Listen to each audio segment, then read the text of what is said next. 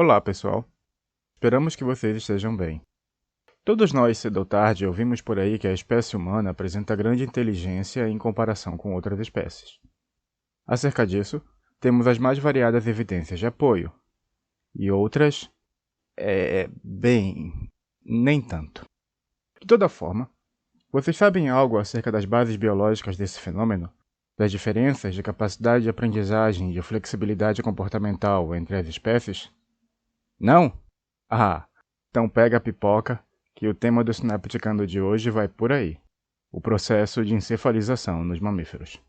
Encefalização se refere ao processo evolutivo de concentração de tecido nervoso na parte rostral do corpo, a cabeça, onde também se encontra grande número de células ou órgãos sensoriais, em todos os animais de simetria bilateral.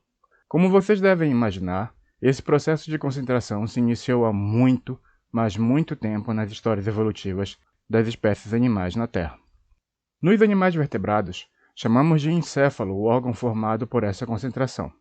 Como há grande variação de tamanhos corporais entre esses animais, para entender os desdobramentos posteriores da encefalização em diferentes espécies, nós tradicionalmente usamos medidas relativas entre o tamanho do encéfalo em relação ao tamanho do corpo da espécie animal.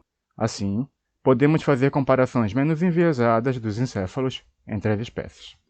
Então, por exemplo, nessa imagem vemos a aplicação dessa medida para vários grupos de vertebrados, como peixes ósseos, répteis, aves, mamíferos e, em especial, a ordem primata.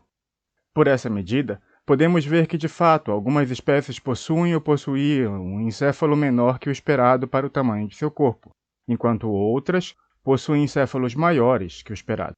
No caso dos mamíferos, quando aplicamos essa medida para comparar a encefalização das espécies, nós vemos que o tamanho do encéfalo apresenta uma certa concordância, uma relação positiva com o tamanho do corpo em muitas espécies.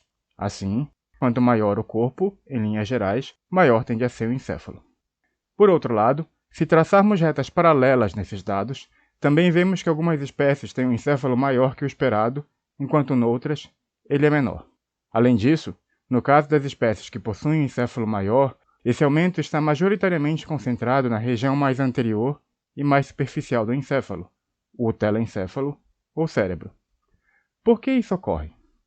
Bem, como o cérebro está relacionado principalmente com o controle comportamental e com o processamento de informações do meio ambiente e do organismo, a principal hipótese sobre essas diferenças em termos funcionais é que o maior número de neurônios no cérebro está associado ao aumento da capacidade de processamento de informações nessa estrutura, sendo, então, esse processamento mais veloz, complexo e de maior quantidade de informação.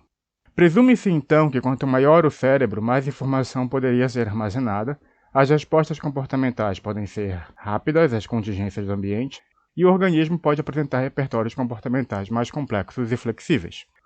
À primeira vista, isso pode parecer contraditório com os dados que dispomos, visto que só listamos vantagens em se ter um encéfalo maior e, ainda assim, apenas poucas espécies de fato apresentam um encéfalo maior que o esperado pela medida de encefalização.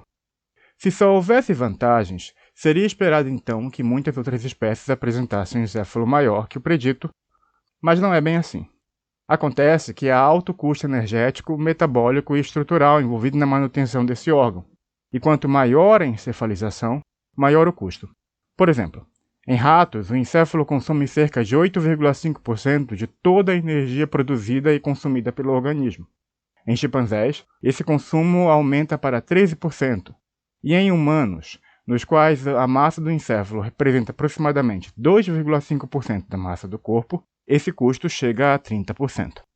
Então, de maneira simplificada, é assim que entendemos as pressões seletivas que moldam a evolução dos encéfalos nas diferentes espécies de animais vertebrados. A encefalização maior só pode ocorrer se os benefícios de um encéfalo aumentado excedem os seus custos, e esses benefícios e custos operam diferentemente em estilos de vida específicos. Interessantemente, há uma pressão seletiva que parece elevar os benefícios acima dos custos de um encéfalo aumentado, especialmente do cérebro. E essa pressão diz respeito ao desenvolvimento de comportamentos sociais, como o investimento parental aumentado, a formação de alianças sociais, o aumento significativo do tamanho estável do grupo e a competição com outros indivíduos por recursos. incluindo aqui a habilidade de se enganar voluntariamente outros indivíduos do grupo. Sim, primatas sociais como os gorilas, os chimpanzés e os humanos apresentam essa habilidade, chamada de engodo tático na literatura etológica. Assim, analisando os grupos de animais mamíferos, há uma forte correlação positiva entre o tamanho do cérebro e o tamanho dos grupos sociais nos quais os animais vivem. Isso é válido para diversas espécies, como, por exemplo, cavalos e elefantes, golfinhos e carnívoros como o cachorro ou lobo, e, é claro, os primatas. Habilidades cognitivas desenvolvidas como respostas às pressões sociais têm sido então uma vantagem evolutiva dos mamíferos com cérebro maior, e especialmente com o lobo frontal bem desenvolvido. Dessa forma, nós podemos entender o maior desenvolvimento do córtex pré-frontal nos primatas, especialmente em humanos e chimpanzés.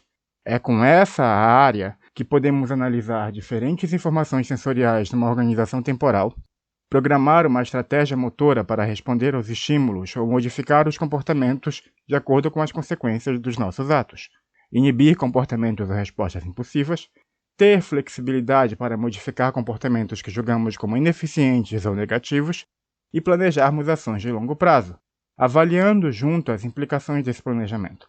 E essa capacidade de avaliar e flexibilizar o comportamento é fundamental para as interações sociais complexas.